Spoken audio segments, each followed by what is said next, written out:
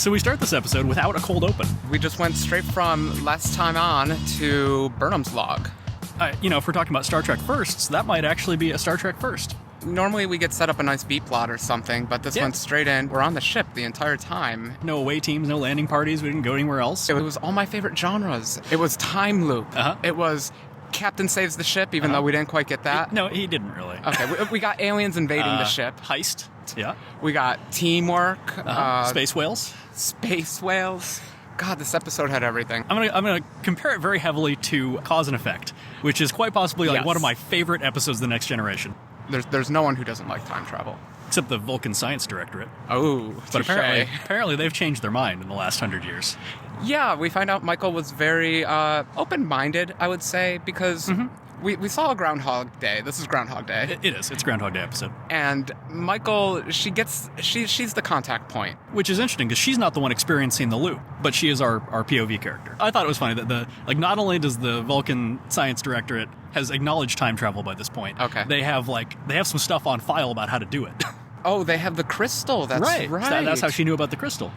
She was talking about how it's hard to make friends, and that she really wasn't looking forward to the next big scene, which was the party. Would you call that a disco party? It seemed very like a disco party, yeah. We had loud music. We never get loud music on Star Trek. No. We had people making out. We never get makeout sessions. Yeah, that is wow. Tilly was drunk, and I immediately had the question: is there synthahol in this universe? Because Tilly seemed kind of drunk. I thought there was. And the thing about synthahol is that you get drunk, but then it can be eliminated instantly. Which I would assume after Michael and Ash get called to the bridge, they pop something on the way up that sobers them up. Michael and Ash semi-hooking up. Sometimes they dance, sometimes they don't. I think in one timeline they probably went all the way, just for the sake of completeness. Really? It didn't even cross my mind till you said it. I mean, Stamets was like wandering around on shrooms the whole time, so who knows what he instigated. Okay, so part of this time loop is we're partying, and then we go to the bridge for a space whale. And this is cool because I remember the Next Generation episodes with space whales, and they're like, isn't this majestic and wonderful? We're finding this thing. And in this case, Lorca's like, oh, God, a fish. We got to bring it back, really? It is kind of funny how perfunctory it is. They're like, oh, it's an endangered space whale. I guess, we're required by law to do something about it because it seems unwell. Yeah, that's right. The scanners say it's unwell. I think in this case, Michael says we have to bring it aboard, but... Yeah, it's actually somebody different each time. Oh, interesting, right. Saru does it once. I think the captain insists on it once. It's good to know that the bridge operates effectively no matter who's on it. They come to the same conclusion. Yeah. Yeah, good job, crew. Good job. Save the space whales. This is cool. They beam it aboard. It was very Star Trek 4. I was ready for Scotty to be like, there be whales aboard. I was a little surprised that they just beamed this space-dwelling organism into a cargo bay with, air and gravity, and it doesn't seem real happy about the gravity. It kind of flops into a pile and is kind of like, ugh. Yeah, I was curious about it myself. It didn't do a full jellyfish thing. It maintained its girth. I mean, like a whale, if you just dropped it in a parking lot or something. I imagine the Vulcans have good records on actually how to humanely bring these whales back home. It probably won't kill it if you just beam it into the cargo bay, so... But then this is a fun scene. They notice something is wrong with this whale. They're not exactly sure what. But lo and behold, who comes up popping out of it but our friend Harry Mudd. Yes. In what I believe you identified as Andorian armor. And my only clue was he had these funny horn things, and I couldn't not stare at the horn things. I'm like, what are these horn things? Yeah. And then it just clicked, oh, they're little antenna protectors for the Andorians. How cute. If only Fran had had that. He'd still have his antenna. That's right. I don't think he would wear it during that combat. He lost it in the trial, That right? wouldn't be honorable. No. All about honor. There are two other little funny things that we pick up here. One of them is we've determined, yes, random crew members do have to dive out of the way in the hallways when a runner comes past. This is very important. I was watching some YouTube videos, and this was a critical question of, are there designated hallways? Do you just scream ahead of you? And we found out, it's just like public streets. You just get run over by joggers if you're not paying attention. I almost wonder if someone asked this, like someone on the writing staff was like, we should put this in the next episode just to answer that. I thought it was funny. You know what? I loved Harry Mudd came out shooting a variety of weapons. I noticed he had one of the Klingon disruptors that turns people into a green poof. Oh, did he? Yeah, because I didn't use it often, though. He was shooting a lot, yeah. And I noticed there was different effects. I didn't catch that it was multiple weapons. Oh, I was watching, because I always love invasion plots. These are my favorite. So I'm like Sherlock Holmes at this point. What are their weaknesses? What technologies are they using? I was fully invested in this episode. Apparently his strengths are he gets infinite tries. This is, okay, now here's the plot twist. So his biggest gun in his armory is actually some time machine. That's run by a crystal, the Vulcans tell us. And this thing, it's a 30-minute loop? I think it's a fixed loop. He's kind of stuck in it. If he doesn't reset it, or if the ship isn't destroyed? Something. He's got a little controller on his arm. Because he got shot once, and it still reset. Oh, did it? Okay, so there must have to be a cancellation code I think because the ship blew up almost immediately after that. Oh, right. I got what you're saying. Yep. That's a good safety switch. Yeah. If I die, reset the timeline. This actually reminded me of my absolute favorite Stargate 1 episode where O'Neill and Teal'c get stuck in a time loop. Oh, yeah. And they just have a ball with it. That's the one where they have to learn, like quantum physics to get out of it or something? Oh, they learn to read Gaul, they learn to read Ancient, they're hitting golf balls, having little makeout sessions on their own. Oh, forgot about that part. Yeah, gotta love the time loops. Gotta love, especially the time loops where people have like a loop or two to kill, you know? Yeah, like, we spent this loop doing exposition, so let's go out with a bang. Right. You gotta love those ones. Give the audience a reward. And, you know, on our way into these time loop episodes, I'm always watching the dialogue, and I'm like, oh, man, which of these lines am I going to have to hear, like, 7 different times over the course of the episode? Mm-hmm. Actually, they did a really nice job, because I remember her meetings with Ash were always a bit different. We didn't get too many repeated lines in this. You know, they even varied the music a little bit in the party scene. Yep. I don't think they just repeated the same bit over and over, so that was cool. So Harry Mudd is in this diabolical plan to not keep destroying the ship, but to keep looping very Groundhog Day to keep learning. Right. And his goal is to learn what's so special about this ship and take it over and sell it to the Klingons. Yes. And I think he did a great job. And in the process, kill Lorca as many times as possible. That was a great line that he's shot out in the beginning, and you didn't quite know what it would mean, but yeah, he just killed him, 50, 60 times by the time he was gloating about it? Thereabouts, yeah. Yeah. And that actually gives us our first number of time loops. So we know that we're around 58 then, and then go through a few more. Yeah, it wasn't always clear how many loops were in between the scenes that we got to see, but I did actually enjoy the accelerated pace because it shows Harry Mudd didn't learn how to take over the ship in, 2 loops. It took him a bunch to figure it out. Then he had some time having fun. I mean, I would hope so. It's the classic, anybody can just wander onto a Starfleet ship and, take over the computers.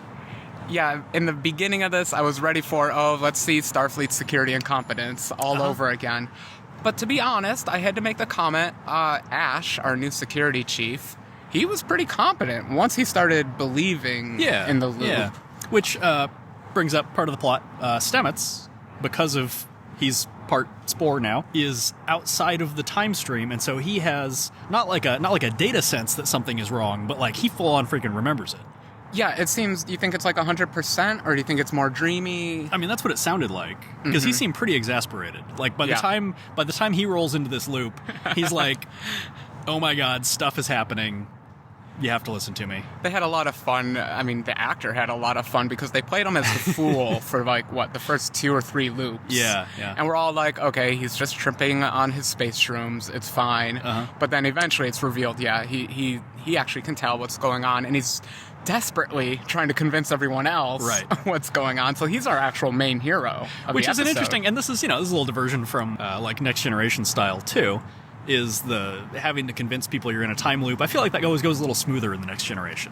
Yeah. They're a little more willing to trust each other and believe that time loops happen all the time. Picard is very open-minded. Well, he would have a meeting, a quiet meeting where they all talked it through. The problem is he's trying to convince them during this party. And it's just not the place to convince people, Well, and also, cause and effect, the loop was a day or 2, I think. Yeah, it was, at least, And this was 30 minutes. So they're really under the gun every loop to get something done. That's true. Yeah. Okay, so what were your favorite Harry Mudd antics out of this whole thing? He makes a lot of great time loop jokes. Does he? Like, I feel like he made a joke or two about that every loop, and I really appreciate that. I was nervous because he did have to carry the episode. He was almost the protagonist of his own story, right? You couldn't help but to root for him a tiny bit. I do feel like he got off a little easy. He was mass murdering people. He was doing a lot of mass murdering there. Those little purple balls he had they were the most painful way out of the 860 something ways to die in space. It was the most painful way. I think getting eaten by a Klingon might be more. That seemed like it was pretty fast, really. Like 30 seconds of really bad indigestion, then you're gone. Maybe it slows down time for you. Ooh. You just don't know. So you're trapped for eternity, being disintegrated. You just don't know. That's dark. It's all relative. Mm-hmm. So eventually, Stamets starts trying to convince Burnham to help him that there is a time loop, and so he asks her for a secret. But she told him a secret because he's getting tired of explaining things over and over, so he needed a faster way to communicate. Right. We don't find out what this is immediately. No. But the next loop at the party, things kind of start coming together a little bit more. She actually talks to Ash. Mm-hmm. We find out the secret was she's never been in love. Yeah, which I guess I believe. She's had a pretty tough life under the tutelage of Sarek, and that's true. 7 years aboard a ship, though. That's kind of sad. Not a lot of time, I guess. Well, unless you're on Discovery, and then everybody's hooking up all the time. Well, it turns out she never had Tilly as a roommate. That was her problem. But I gotta say, as a critic of time loop secrets that will make someone believe you next time, this is not a great secret. And the way he approached her, too, was very awkward. He just walked up to her and said, "You've never been in love." I think she should have slapped him. I think childhood pet would have made more sense. Whichever of those stupid security questions Google's always asking me. You know, one of those. Oh, where did your parents meet?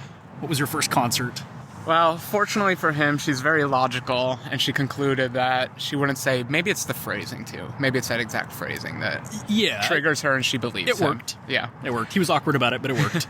Well, the whole plan is actually they need Ash on their side. Yeah. They need the security chief because this is an invasion of the ship. Right. And... Oh, and also because he knows Mud. He gives the key piece of information about the crystals. Well... and his love affair with Stella, which actually turns out to be important to the episode, even though I just thought it was a totally made-up plot on the part of Harry. I thought it was just a story he was telling, but it turns out she exists. Yes.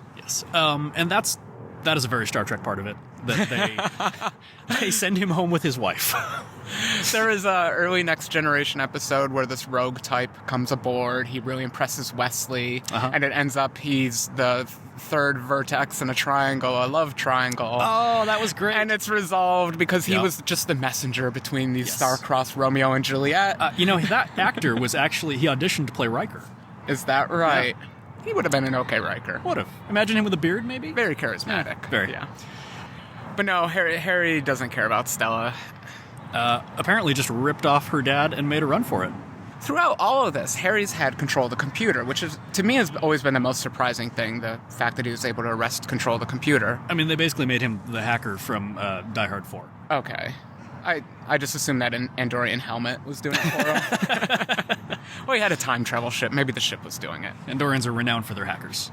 So Harry had full control of the computer, but it turns out there were still lower level access levels to the computer. Right. And you know what it made me think of? What? I hate to keep doing this, but Rascals from the Next Generation, where the kids had access to the computer when it was locked out. I thought you were going to make another Stargate reference, but no, Rascals that's good. Yeah. Keeping it in universe. That's right. Doing my best. They accessed the less secure.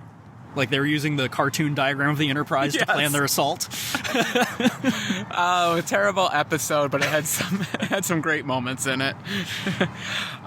So they have access to the low-level, to the computer, and they're able to do this backstory. They basically Google him. Yeah. Find out, oh, Harry Mudd. Oh, you rascal, you. Turns out you ran off on this rich baron guy, his daughter. You're in with the Klingons. You rascal, you. Mass murdering rascal. If it wasn't for the horrific mass murdering, I feel like this would almost be in line with the character. I mean, he's supposed to be kind of a rogue, rascal type. And this is a classic story, right? The con man coming in and then having to get away with the loot. And I guess the revenge thing kind of makes it. There was some scuttlebutt that he might have been like a Klingon plant, right? Like he was just planted in the cell to get information from other prisoners, which kind of made sense. Like he had the little bug thing, and he didn't seem too worse for wear. I guess that wasn't the case. He actually was getting tortured by the Klingons, so he kind of has an axe to grind. Yeah, so he does have a debt to them, right? Right, because Stella's father, in the end, buys his debt. So let's talk about how they actually resolve this time loop, because it's interesting. It is. First, they find out that Michael is valuable to him. And I didn't realize this, that the Klingons would absolutely love to get their hands on Michael.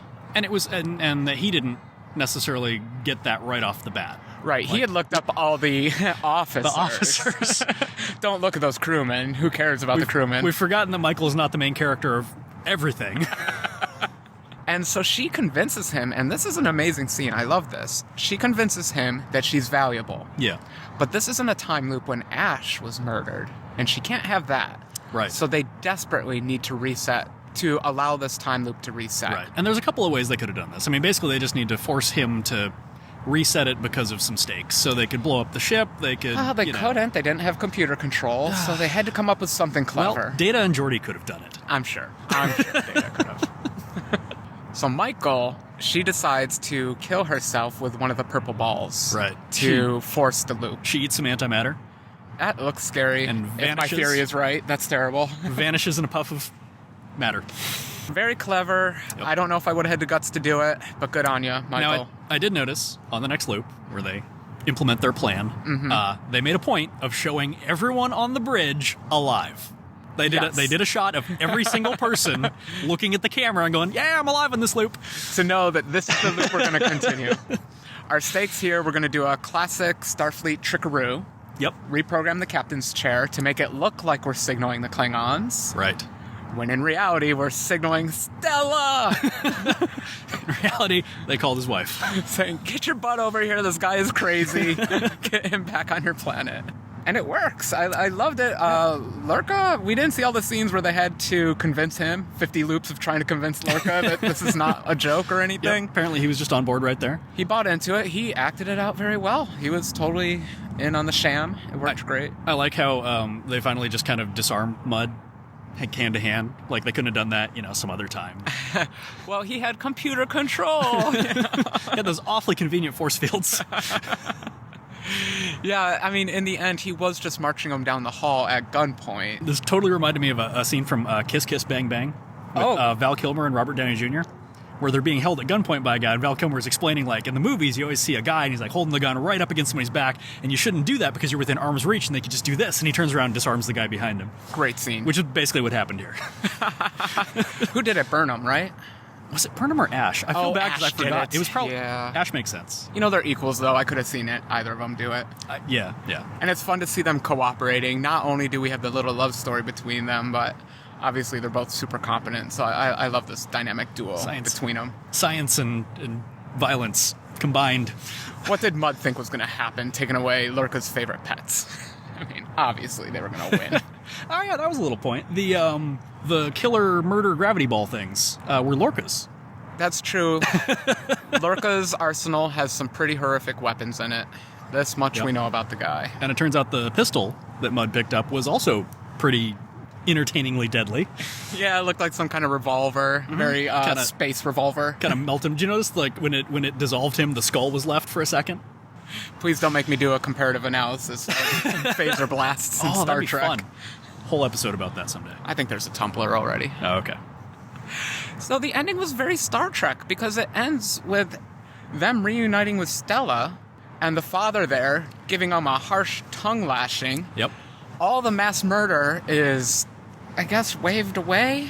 And they just say, Harry's free to go as long as you keep him on the planet. Well, whatever. I suppose not everyone really knows about that, right? Like, we got to see all the Captain Lorca murder from kind of omniscient view.